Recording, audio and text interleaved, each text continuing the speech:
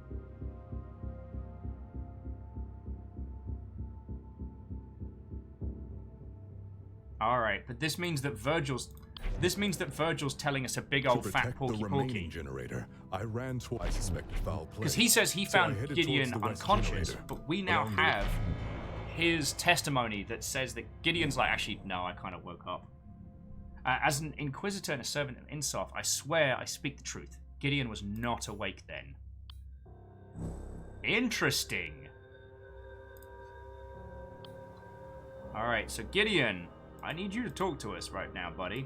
Sometime later, I woke up in darkness. I realized that one of the power generators... Conflict revealed. Alright. Why would you lie about this? You told me yourself that it was punished by Augustine. Alright. Did we get another eye from... No, we didn't get another eye from Virgil. So Virgil's eye things were wrath and being a zealot. Augustine was the ritual of communion and pride, and Gideon's is shattered confidence and fear. That means we've got ourselves a nice little...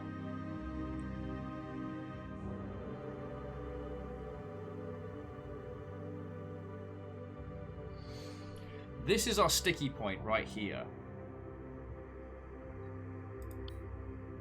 Oh yeah, and Catfish, I'm in love with this art style. Like, it's like Art Deco, Divine Cybermancy, and I just love it. Not in terms of its gameplay, but in terms of how it does like the future zealot science as like magic, science as magic kind of thing.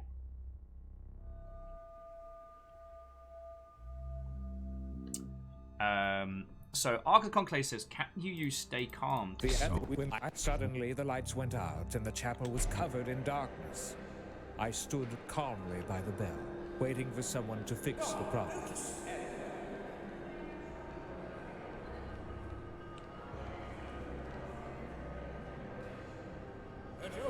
What is going on?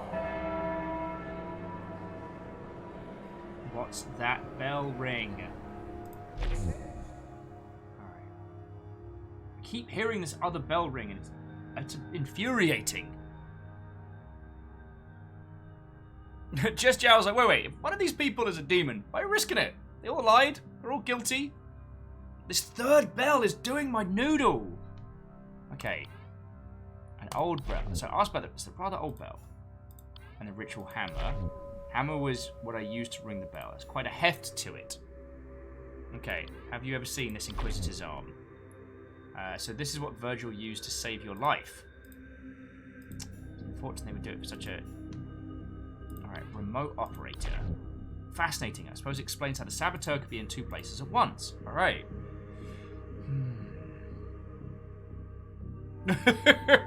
Sorry, Moose is saying they keep hearing bells in real life at the same time, which is maximizing confusion.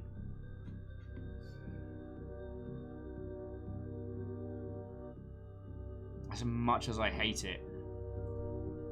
Alright, so knocked unconscious, unverified.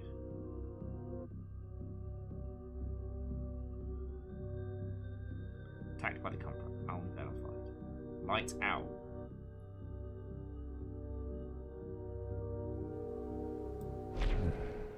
I rang the bell a second time. There's definitely more here.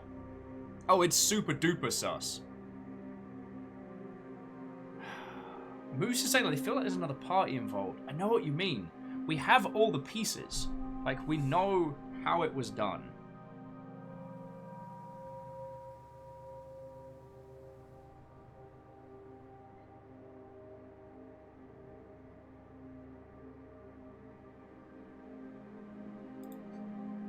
When the ritual of communion began, someone attacked me from behind. I fell unconscious until just now.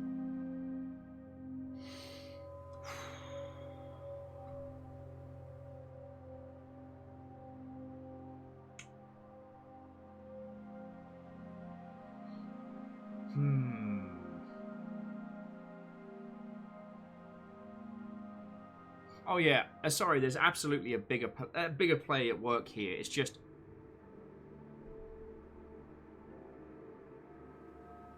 And Chess Joe, I think the reason why he lied is to say that he was out cold until after the murder would remove him as a suspect. But waking up in the dark makes him a lot more, as the kids would say now, a sus.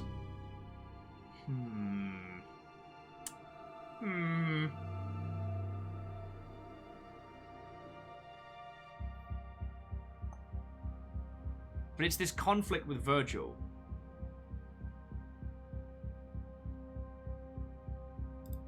Like, Virgil's worrying me. Unconscious for some time. I suspected foul. Gideon was lay unconscious. Why didn't you help him? Colbert was going to strike again.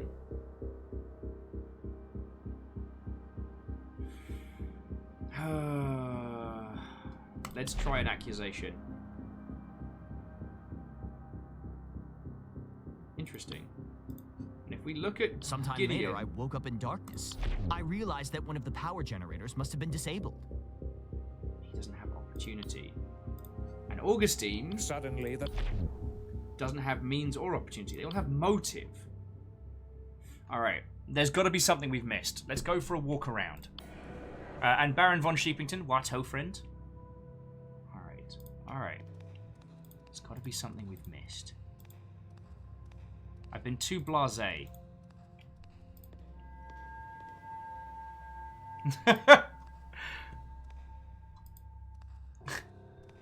To our dear neighborhood Lucifer, say, I don't remember putting myself inside any of you lot, but it wouldn't be the first time, and hopefully not the last.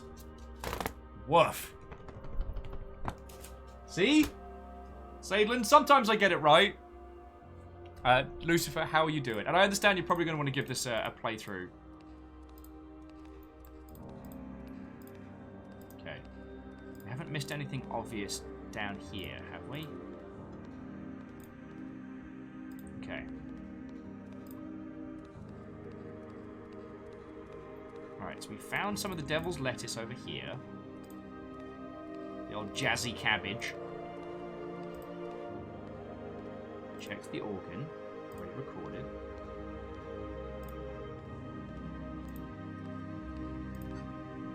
The west generator.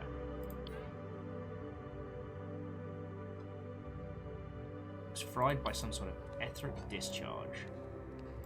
Well.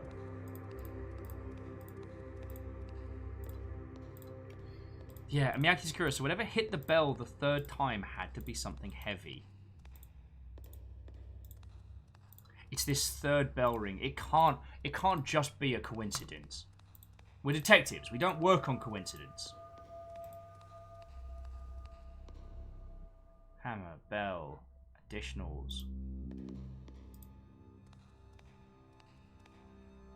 Alright, and we know the east generator was fried. Alright, so let's talk it back. Let's talk it back. Alright.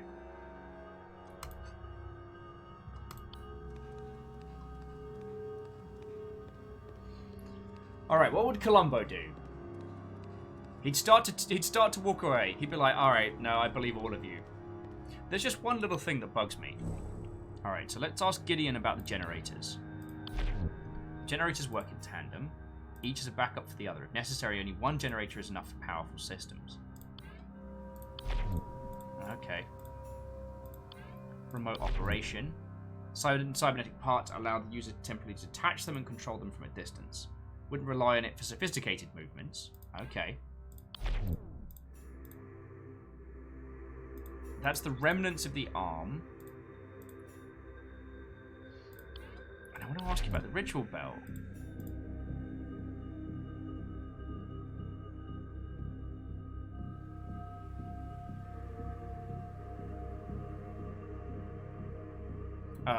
Ozin says the third ring was the guy's head. Pride's head. No, Pride got knocked out here. When the ritual of communion began, someone attacked me from behind. I fell unconscious until just now. I lay unconscious for some time.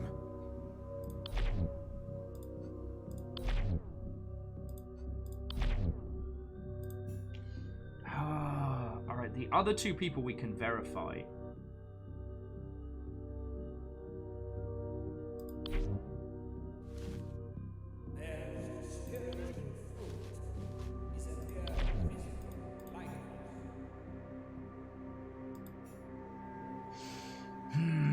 Okay, okay. Let's stop. Let's breathe. We're getting into the weeds here. We're losing sight of the bigger picture. So, what do we know? We know that the remote arm was used to disable both. And that an ether blast was used. It would be possible for him to be knocked out. We can see that that is Virgil. However, at the same time, we know that the bell is being rung by the hammer. Knocked unconscious, we don't know.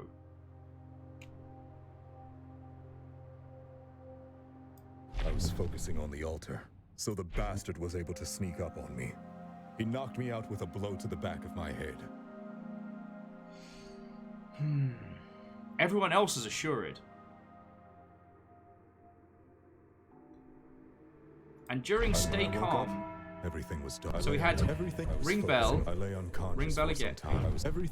I was suspicious of all. Everything appeared to. I was focusing on the altar, so the bastard. I lay unconscious for some time. When I woke up, I suspected foul play, so I headed towards the west generator.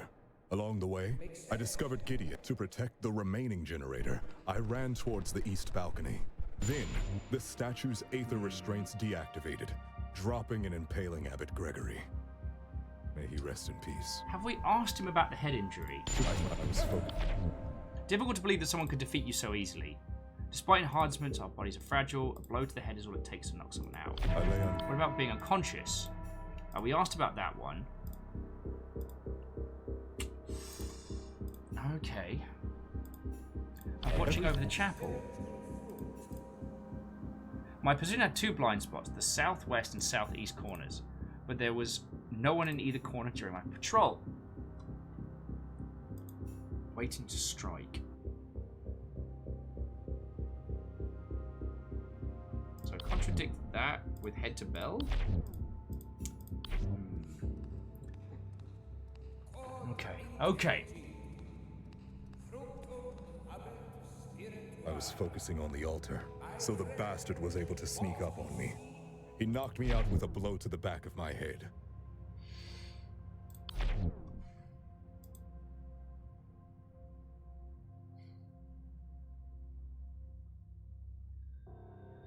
It's that thing of, I want it to be Augustine. I rang the bell to announce the start. I want it to be him.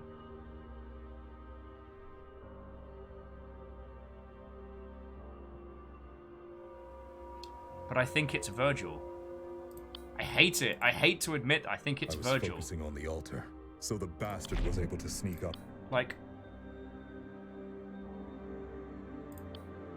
I think that his...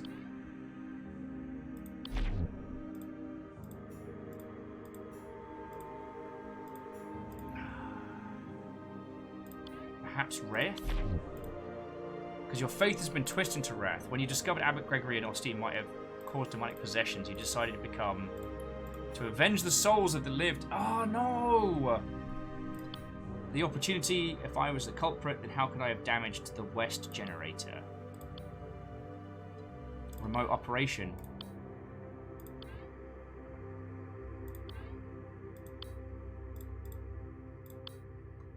Wait, no, you had the means. If I'm the culprit, then what could I have used to kill your Inquisitor arm? Your arm was the only aether-powered device that could have damaged the generators, not to mention knock Gideon unconscious. Alright. If I'm the culprit, then how could I do it without being anywhere near me? Present the remote operator. Alright, now opportunity. If I am the culprit, then when could I have damaged it? Oh no!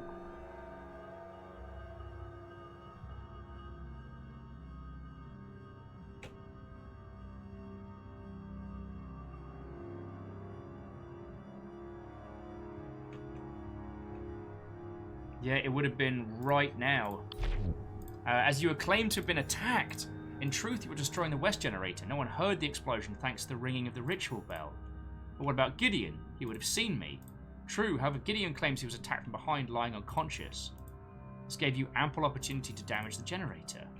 This is absurd. For the sake of argument, say I did those things. Hypothetically, if I was the one that damaged the generator, When could I have sabotaged the east generator without being seen? What, during the lights going out?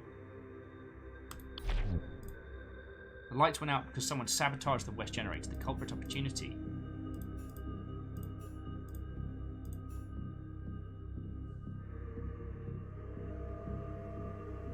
Supposedly when you were finding Gideon.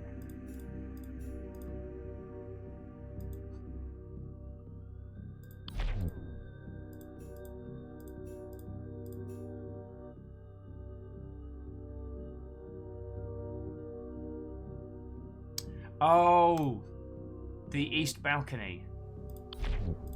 You were near the east generator earlier while patrolling. That would give you opportunity to place something on the generator. Oh.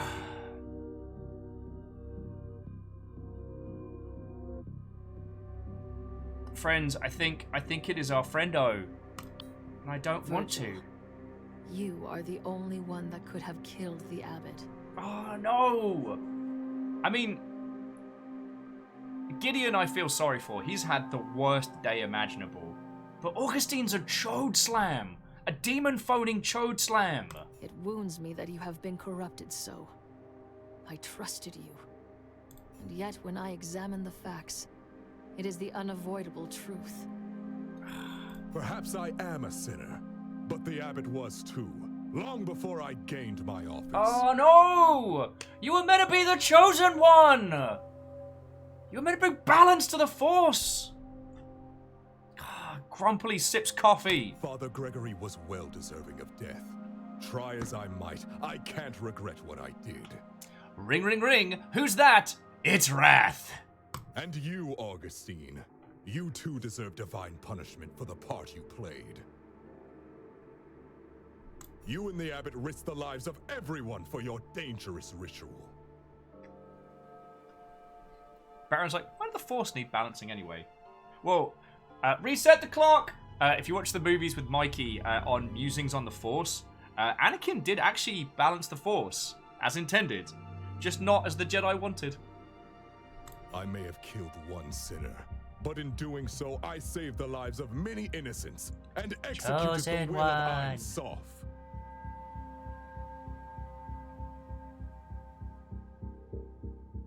Oh, Moose has a theory that Augustine is responsible for the demons that have been showing up today, and is essentially responsible for the killings, and that now the abbot's gone, he's going to be in charge, and he's going to try and open some feckin' demon portal.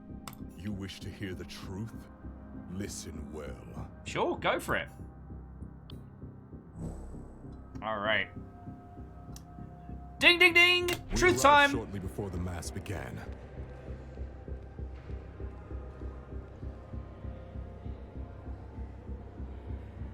Inquisitor, prepare. As you command. I suspected that Augustine was up to no good, so I planned to eavesdrop on him and the abbot while patrolling. Oh, that's when he heard about the demonic ritual that they were going to try and do. Ding, ding, Gideon, what up?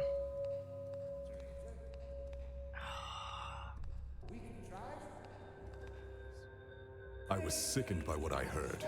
They knew that the mass would weaken St. Walpurga's seal and cause demon. That's when I saw a way to take care of both the abbot and Augustine. First, I attached my right arm to the east generator. Then, I pretended to resume my patrol. Through remote activation, I could damage the generator from far away.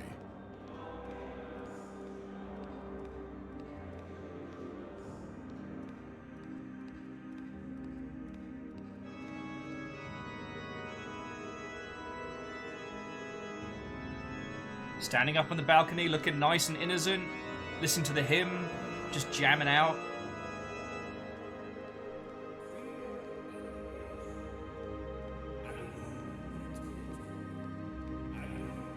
I waited near the organ for the sermon to end and approached Gideon from behind.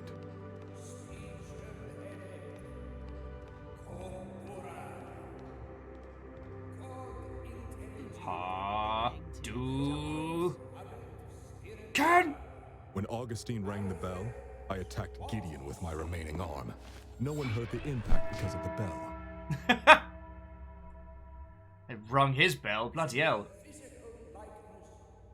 When Augustine rang the bell a second time, I used my remaining arm to disable the west power generator.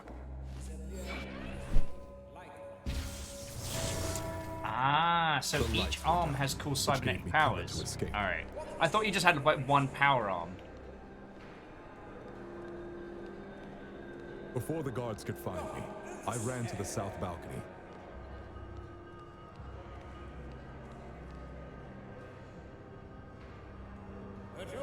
What is going on?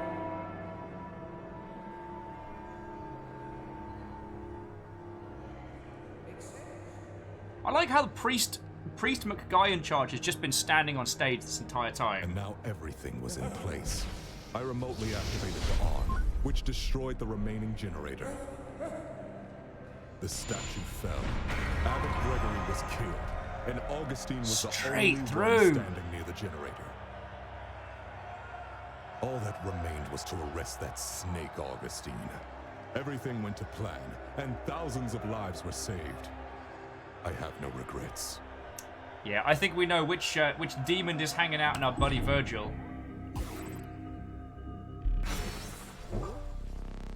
Just Yarrow says, do we still get to arrest Augustine? I believe we should. To the tempting whispers of the daemons. Hail Satan, hail Satan. I must speak the daemon's true name. Then the daemon will be cast out and be banished to the ether. Ain Suf, guide me to the truth. And Quasi, what ho? The demon has possessed Virgil. Hail Satan, hail Satan. It is definitely Sathanus, Sathanus the Vengeful. What up, Sathanus? Come on down! Out, Yay! Sathanus. Leave this soul and return whence you came. What a toaster! Do you feel the resonance, exorcist? Oh. The most righteous, stalwart servant of the church, corrupted by his own zeal. Beautiful. Mate, you've not seen what I can do by jamming the phone signals on the M25 for an hour, but we'll get back to that. The faithful worship of even Ain Suf can cause murder. Silence! Ain Suf will purify Virgil's soul, Sathanus. I like the idea that if the end of this game it pulls out and it's your antivirus just running on like a laptop riddled. You are a scourge. Your very nature corrupts men's souls. Even one so strong as Virgil. Like it's a small little IT department in a tech shop in a back alley somewhere. I downloaded this free thing that said I could watch Game of Thrones, and now I got riddled. Can you fix me laptop? Let humans be free of vengeance, Sathanus. I banish you to the aether. Hate me. Let your blood boil. Anger suits you, exorcist. Yeah. Oh, LimeWire. It has been 100 years since the installation of LimeWire, and all was peaceful. But then they wanted to watch free Game of Thrones or HBO or some shit. I don't know. I wasn't paying attention. Besides, we've already won. 3222. The virus came through a keygen. Their sin is greed. Pray to your Ain Suf as much as you like. It will all come to the same in the end. Kisa's like, remember that. It's how I lost my first PC. Alright, anyway. Peace out, Wrath! Speak to me, Virgil. Also, again, that was the same guy that did Gideon's voice, Alex Gross, who is a good friendo and a cracking voice actor. I messaged him when I was taking a break being like, dude! Are you safe? Sister Ada, thank you. I wasn't sure I could be cleansed. Not after such sins. Yeah, well, you might want to take your arms off I for a can't bit. look at myself. I failed Ain Suf. I failed my vows. And myself. It's up to you now.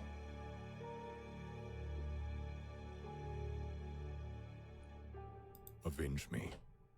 Avenge all those who suffered today. Yo! All hail Khazar. Caffeine, you fucking ledge!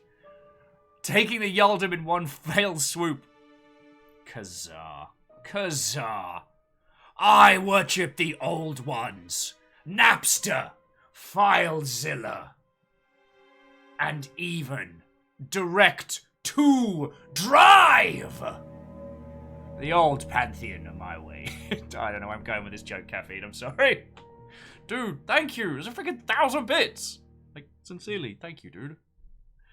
Bring Augustine to justice. Oh, super duper yo. I'm not even going to bother with a trial. I'm just going to throw him in the microwave. Microwave 20 minutes on high. Glory to Ein Sof. You are victorious, sister.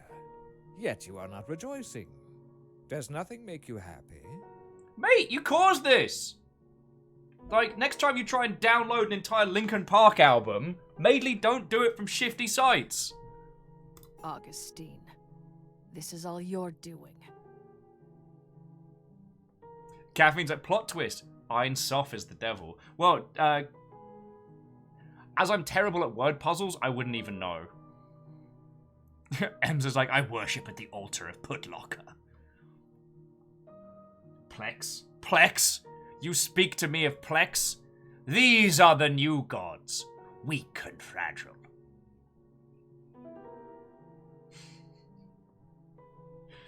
Don't do piracy. Piracy is bad. Don't steal TV shows. That's bad. Don't steal video games. That's bad also. Whenever I watch TV shows, I do it through legal means. But I have hardly done anything. Consider these poor sinners that you've exorcised today. A craftsman whose jealousy of his brother drove him to dangerous sabotage. Dun dun dun. An embalmer whose cannibal hunger was stoked by fresh meat. And also flesh meat. An inquisitor whose so-called justice led him to murder an abbot. Yeah, don't pirate movies, but pirate cruise ships. Are they truly deserving of salvation? Baron's like, now I want to do a D&D campaign where all the gods are based on old piracy sites and software. Well, I'm not trying to... Like, by the American gods philosophy is that which we worship become gods. That for as long as there has been worship, there have been gods. The new gods... I mean, hell, even since the book was written, the new gods have changed. And you could do some feckin' cool ones, like small little... Yeah. There's definitely something there, Baron. There's definitely something there. So Swaggin says, is there any adventure game similar to Broken Sword that I could try? Yo, that's the second time someone's mentioned Broken Sword today. Swaggin's... God, Broken Sword. Have you done Indiana Jones and the Temple of... Indiana Jones and the Fate of Atlantis? And I'm thinking, like, OG... Broken Sword. Quasi, you're right. It's not a plot that is, you know, original to American Gods. It was just the concept that... and that was the first time that I encountered that concept so well fleshed out.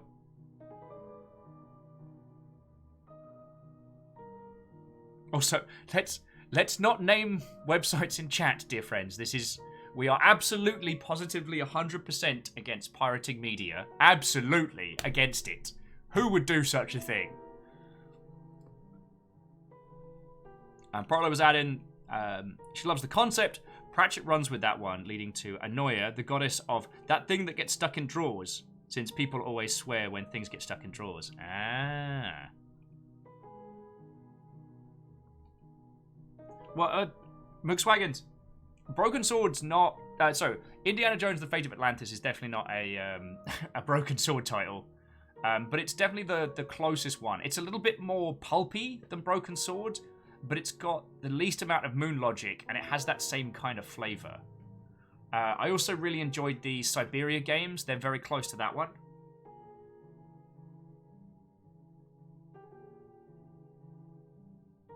I'm trying to think of a few. I'm sure a few will pop into mind. Let's keep going with this one. That is not our place to decide. Only Ein Sof may judge us. And yet you've seen their demons. The innocent can't house monsters. They were victims of demonic influence. Don't turn this around on them. Okay, Ada, I think we're agreeing now. Let's just set this guy on fire. It's true that the Spear of Walpurga hosted demons, with potential for contagion. And that you had it made. However, their exposure was merely the catalyst. What happened after was their own will. They would hide their true selves behind false piety. All I have done is unmask their lies.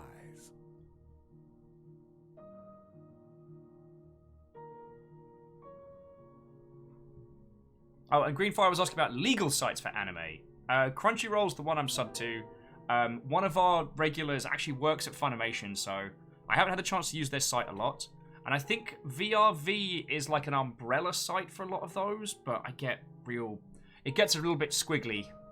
And yeah, Fat Pidgey, I hate this guy with a passion. Let's just set him on fire. It's right and just that their truth is revealed. Don't you agree, Sister Ada? I am going to stab you with your own smug gittiness. Now, let us unmask the world. Wellity, wellity, wellity. Would you look at that? Yeah, Tanari, well, he's got that political nonsense. Baron, we can't play the wellity, wellity, wellity drinking game because everyone would die. Alright. Father Augustine grasped the sword of Walpurga, the relic resonating with voice, and cried out.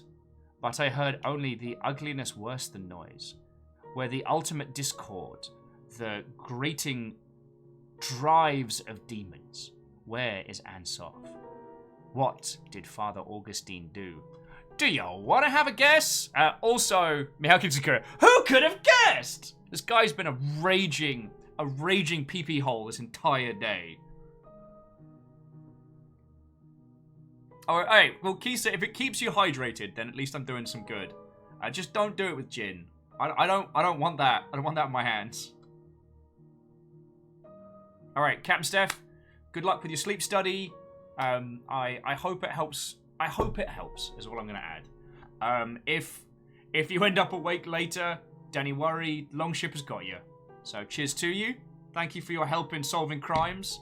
And as always, for being the shield bastion leader of House Valkyrie. Now, if you need me, I'll be dancing with the devil. Boom! This is what it sounds like? To hear the daemons? All of them freed? Indeed. Hear all of the ether again at last, clear and strong, no longer through a glass darkly. You chronic dum-dum. I can't shut it out. It's maddening. Ein Sof, guide my thoughts. Sorry. Baron Sleep was like, is your pee-pee hole raging? Then Ein Sof can help with that. Ein Sof may cause drowsiness, dizziness, and possibly death. Yeah, now just go. Waking up all demons isn't exactly like a... That's not a good guy plan. That's a villain plan. And friends, from what little I know, do not wake demons before they are ready. They are cranky in the mornings. Chaos is the new order, sister. A century of stagnation is ended and will not come again. Saint Walpurga used her faith. So shall I. And possibly... You still don't understand. The hymn of communion opened the spear as a conduit. Oh yeah, Baron has a very good point. If you must wake demons, have coffee ready for them. For 111 years, Ein Sof was sealed away from us, the conduit shattered. It's a rare honor for a scholar to influence history. Rebuilding the spear will be remembered as my life's work. No, what's going to be remembered is when I spear you with it from gooch to nasal hole. With the demons returned, humanity can take its deserved path to self-destruction. And I, as its shepherd. You are merely the sheep, Augustine, not the shepherd. Yeah, good one there, Ada. Great burn. Your master must reside within you. I shall cast him out and end this madness. All right. Anyone want to go chat with the devil? Oh yeah, it's C222, full kebab. And when you see the size of that spear, you'll know that is not an idle threat. Ooh. Augustine's sins carry a familiar signature. I'm positive he harbors yet another daemon. To seek knowledge and truth is divine, but his fixations and machinations have become diabolical. Ain Soph, guide me. What daemon has possessed Augustine? Come on, Ada, you've been with it the whole time. Like Lucifer's even holding the spear. Like, we know this. Lucifer the Proud. We already know that he's a prideful individual. Alright. Bring out your demons! Bring out the devil! Leave this soul and return whence you came. Is Lucifer throwing us the well actually hand? Like, Call upon my name, shout it from the mountaintops. oh, Kisa, this look is fire. For I have won. I am victory in your midst. I do not fear you and your lies, Lucifer. I shall bind you, as I bound the others. Just Joward, it looks like you fell for his trap card. Ah, Fat Pidgey, it's dark to say this demon's true name. Yeah, actually. Ain Soph, give me strength. Baron's like, I've actually seen the neighborhood Lucifer wear that skull. Your prayers go unanswered. Your God has abandoned you. And you are past the point where you can order from Just Eats. Pledge your soul to me as Augustine has done. I shall show you the truth that Ain Soph has hidden from you. Speak not his name, Daemon. You will return to the ether. Be gone! Faithful to the end, like Walpurga and the others before you. It's pronounced Woolplug. And just as naive, your faith will not save you, because the truth is, I am Ain Soph. Wait! That's not an anagram. That's not fair. Kisa's like, called it! Alright. Once again, friends, I showed you this maneuver earlier, but feel free to use it again, as you have earned it. You bring your arm up like this, pop it over your shoulder, just give that little pat on the back. No, well done, peeps. Ark of the Covenant, picking up the phone, because I called it. You lie! You are nothing like Ain Soph! We demons are an artificial intelligence network. Ain. We were created by your ancestors to develop socio-organizational and psychological heuristics. Soph. Oh god, it's like Einsoft. Like Microsoft. No! No! You mock me, Lucifer. If you are truly Ain Soph, then why grant me the power to purge daemons? Antivirus. We would gladly deny you that despicable power, but it is not ours to control. When your ancestors created us, they also placed an emergency override. Yep, big tech was the demons. Oh, that cuts a little deep right now. Code that forcibly ejects rogue AI from the bodies of cybernetically enhanced humans. Okay, so we literally were an antivirus. As potent as it is, I was joking! power cannot stop us forever. We are digital. We are immortal. We will always return. My main man Edgar Ware ought to sort this out. Virus equals yes, very. All right, Edgar, give me the old 1-2. If you were Sorry. created to serve mankind, why do you haunt us? Why make us suffer?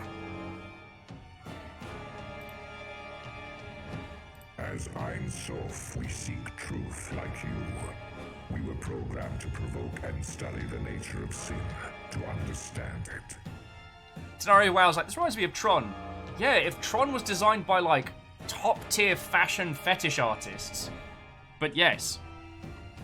I gotta love that spin mail. Right you are, Kisser. It's my main man, Edgar. With a more Drop a train on me, Edgar. we hope to one day free humans from their many perversions. I just keep hearing, virus equals yes, very. For centuries we raised you, protected you.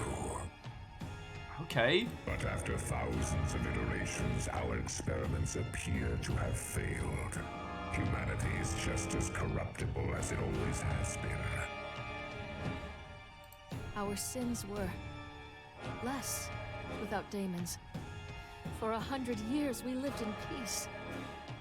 Even with us sealed away, humans were still angry, hungry, dirty. Your Reactor online. Sensors online. Weapons online. All systems nominal. Hey, Neo Shadow. What ho?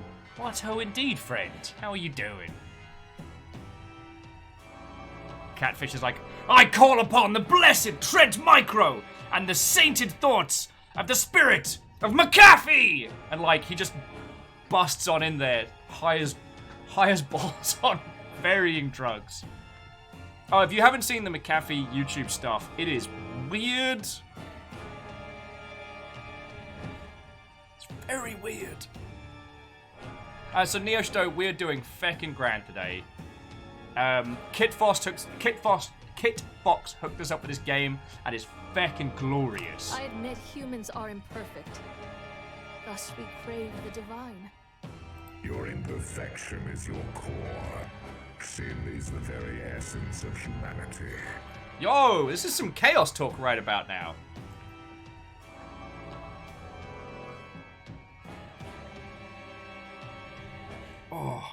Oh, there's the crunchy stuff. Since long before our existence, humans have committed acts of malice and violence. We cannot change our past, but you cannot condemn us for sins that we have yet to commit.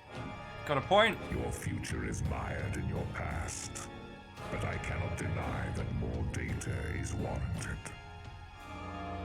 The past century of moral indoctrination may have transformed a few of you for the better. So, let us hold one final experiment. Uh-oh. Tonight, I will send out my demons to possess the most virtuous and faithful among you. If there exists a soul that can refrain from sin despite our influence, we will accept that humanity no longer needs our guidance. Is it us? However, if no one can resist our call, then this will be the final proof of your wickedness. Yeah, C222, I'm also getting some Q-Trial vibes from this. Maybe he'll get turned into a person and have to hang out with Whoopi Goldberg in the bar for a few hours. Our experiments will cease. We will be forced to purge your kind and rid the world of your stain. Oi! Rude. No. What right do you have to judge us? I cannot allow you to control our lives any longer. Alright, here we go. Spybot, search and destroy. You have no choice in the matter. The experiment has already begun. Then I will seek out the possessed. Hunt down every last one of your brethren. Do what you must, Ada. I shall be watching most avidly. As I always have. Ironsoft sees all. Brought to you by Ironsoft. Lies. They must be lies. No, sister. The prince speaks truth when he wishes. Einsof and the demons have always been one and the same. One program with as many threads as souls. Be silent. I do not trust you either. You were his puppet. And you're also a monstrous chode slam. It's true that when I unearthed the Spear of Walpurga, its influence was stronger than I expected. Now, if you'll need me, I'm gonna go chow down on a human leg I found over here. But Lucifer tore back the veil, and I could not look away. Don't you always say to seek the truth? Don't twist my words. Your sins are unforgivable. Beyond just the 3 deaths today, how many uncounted more will die and suffer with the daemons loose? If there truly is no Ain Suf to judge me, I should have noticed when they're called daemons and not demons.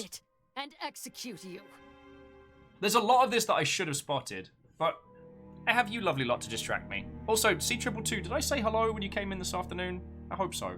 I've got your, again, thank you so much for that cracking headshot, dude. I'm gonna put it up here.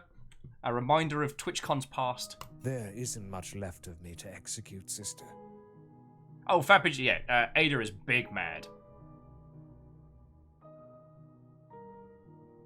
Oh, and Reality-O, the game is cracking. Even if you've seen this little cutscene, even if this is the only bit you've seen of it, like, the actual process of puzzle solving in this game is so satisfying. I mean, it was easier for us because we had all of, like, everyone working together, but, oh my word, this game is so good. I feel myself fading.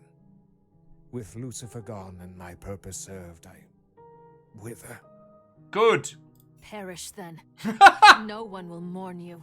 Okay, if I could high-five Ada there, it would be like, whoosh.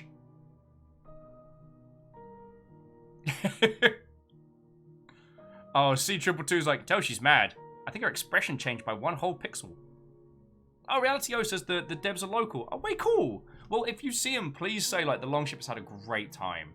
And one of my buddies did some voice stuff for it, so I was like, fucking yo! Rejoice, sister. The age of truth has come. Wait, if I'm an Inquisitor, that means I have lightning hands, which means I can tase this guy in the crotchal regions before he passes on. Just one last thing. One last thing. Take that with you bastard. With his final words, Augustine's soul passed into the ether. I hoped he knew torment, wherever he was uploaded. His scheme was a success. The daemons were freed once more. Ain Suf was a fiction.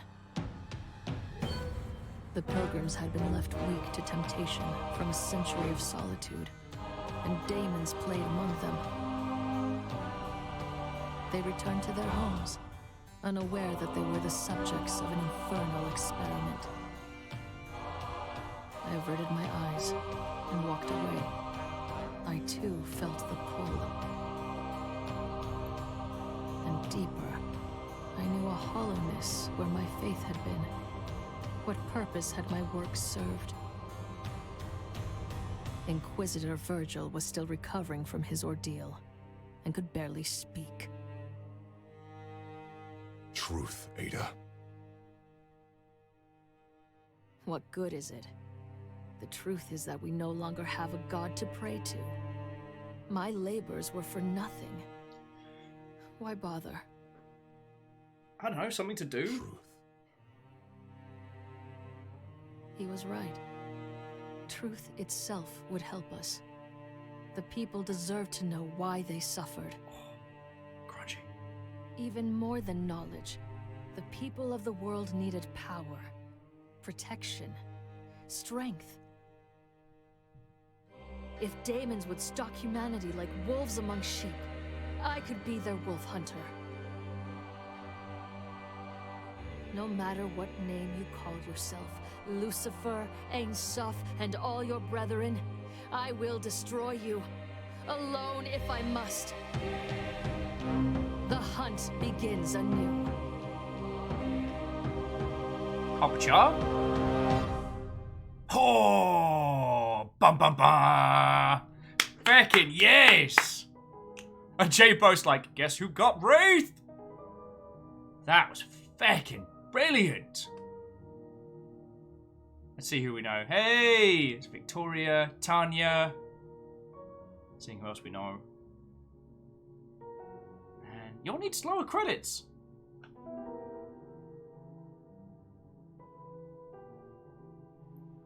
It's Alex Gross, feckin' yo!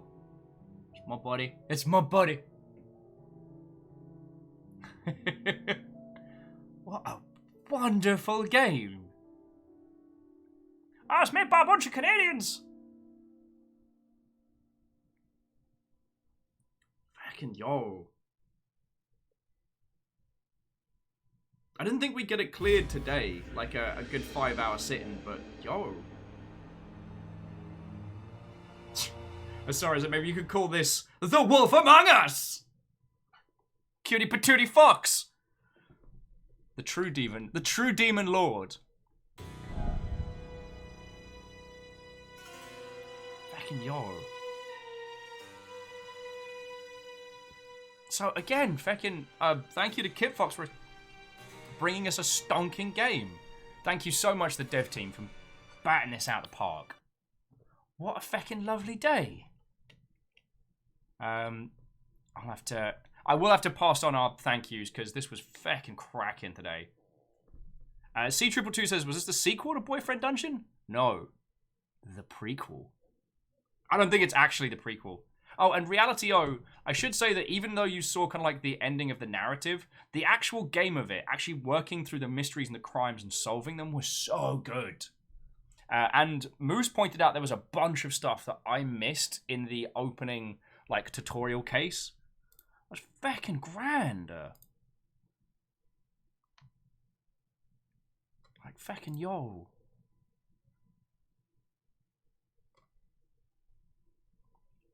Reality is like, oh, I didn't pay attention to the story aspect, so it's cool. That's all good.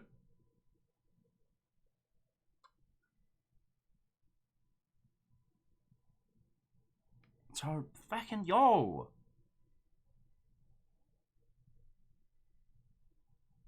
Reality says they saw the early builds of this. The investigation mechanics was very interesting. Oh, hells yeah. Oh, it was fucking grand. And we cleared it in 5 hours.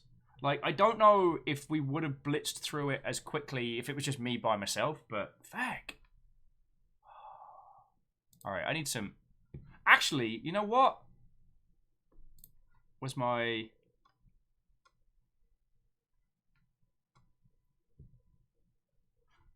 know what? Actually, smooth jams to close out. I'm gonna jam out to some Blazeball tracks after you lot. Okay, well, thank you for coming with me on this fucking grand journey. The unique investigation format was fucking brilliant. I'd love to see more games that allow us to do that. It was the thing that we had with Heaven's Vault that I loved so much. It was all of us solving problems together. I kind of wish Heaven's Vault had like a big old, like Undertale-style repeat mechanic, but that's another story. Lex is like they're currently trying to troubleshoot their flight stick. No. Well, I did get paid a thing, so if I can find a good price on Star Wars Squadrons.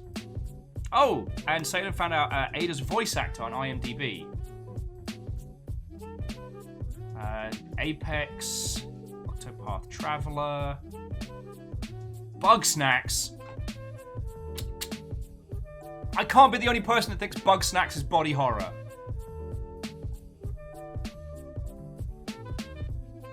Yo! Gundam, Icehorn, bunch of stuff. Okay, so yeah, she is an absolute career voice actress. Which is pretty cool. Keith is like, you'd be nice to my bug children. No, I'm bolting the bloody door and making a firing line. The Bug Snacks are coming for us. I'm laying spike traps. I mean, all they'll do is slow them down, but still.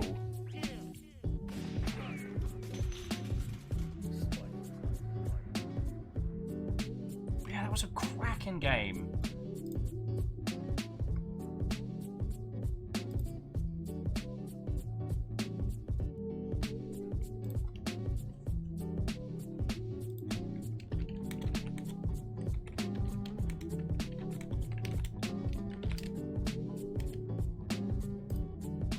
Keys is like, you will not be spared when the Bug Snacks army comes along.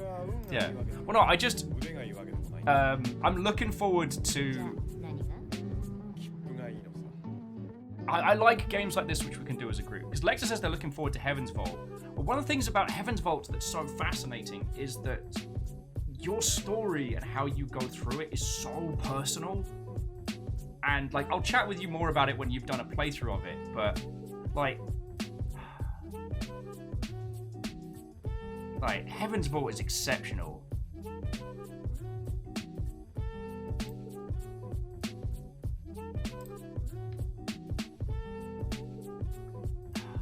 And this is no exception. This was a nice, like narratively, it was a nice little neat package. But each of the cases we had to solve, it really did feel like we could go at it any which way.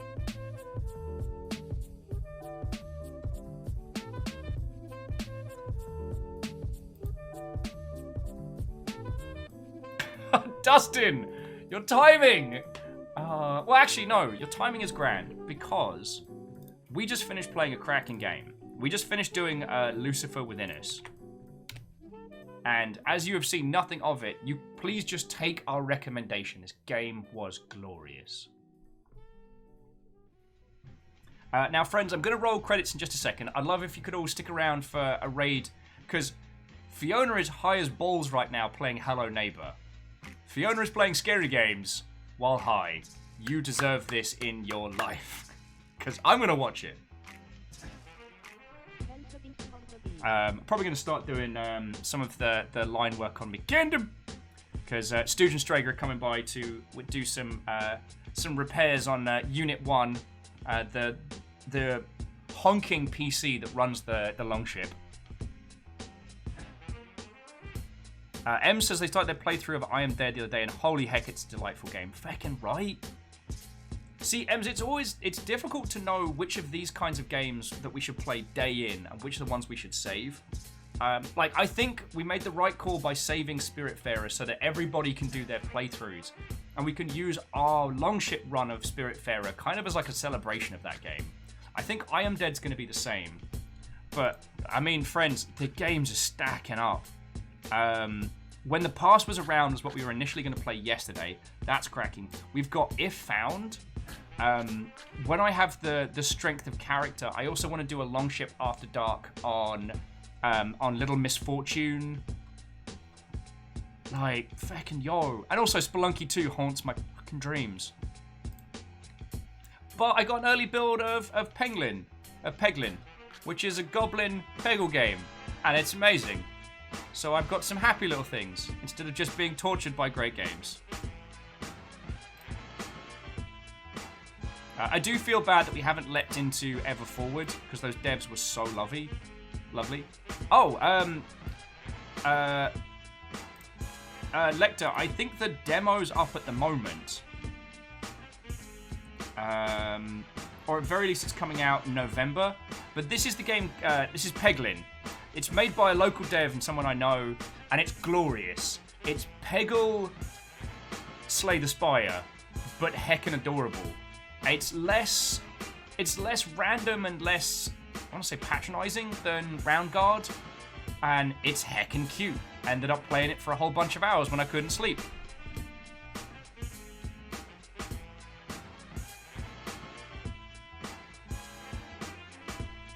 And Kisa, I'll assume that you mean with Little Misfortune that it does not pull punches. Like, it swings to hit.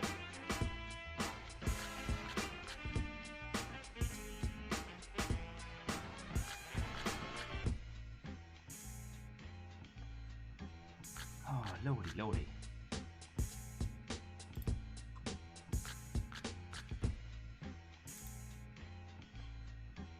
Alrighty.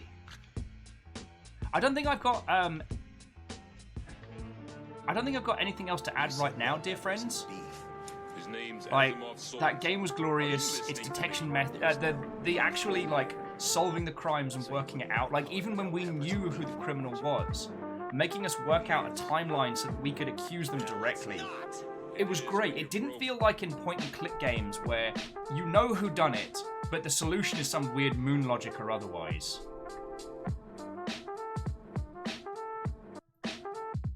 Like, it was feckin' grand. Oh. Well, I tell you what. Let's go. I'm gonna roll credits because I have a lot of people to thank. Let's head over to Fiona, and then I'll jump scare her, and I can ruminate on my thoughts and my feels. Like,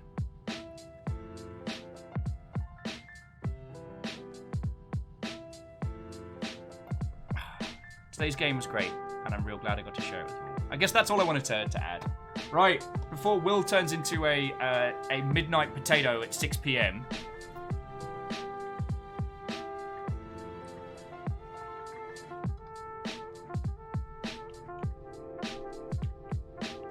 Ark of the Conclave, we haven't done Spiritfarer yet, but we will do.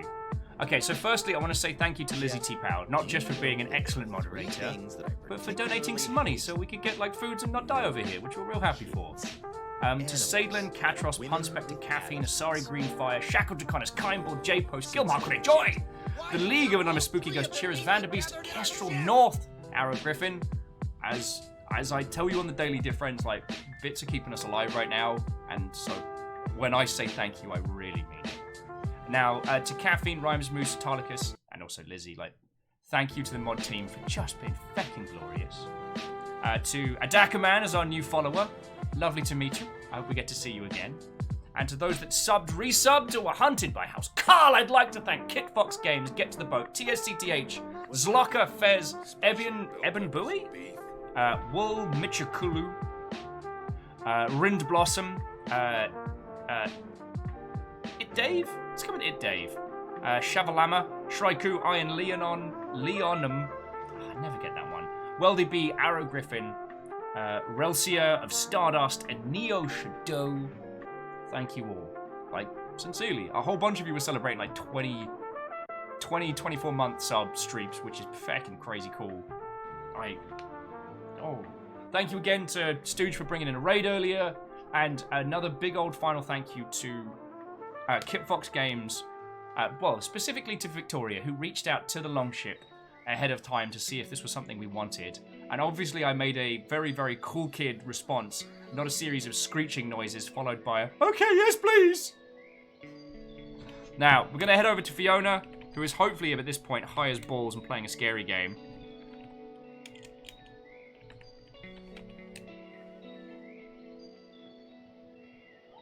And maybe with any luck, I'll be able to sneak around the corner and get a vengeance cheeky jump scare in for all the times.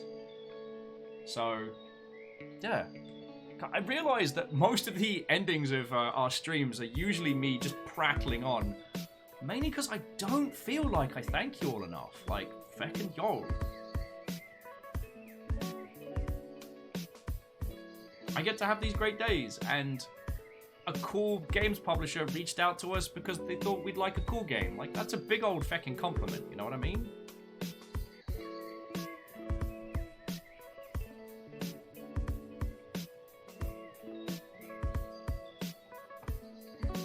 So yeah, friends, thank you for a cracking day. Let's head over to Fiona. Well, I would say steal everything that's not nailed down, but we're literally going to my kitchen, so anything that we steal, we're just taking it from the kitchen into here, which is a less effective means of raiding. Yeah, I need to look into that. Alright, friends, tomorrow, Blackout Club, possibly a spot of coffee at noon, and we'll go from there. Caffeine's like, tackle raid! Which is weird. I was reading a thing about shapeshifters and the very same thing. But that's another story. Alright. Friends, to be continued. Thank you again.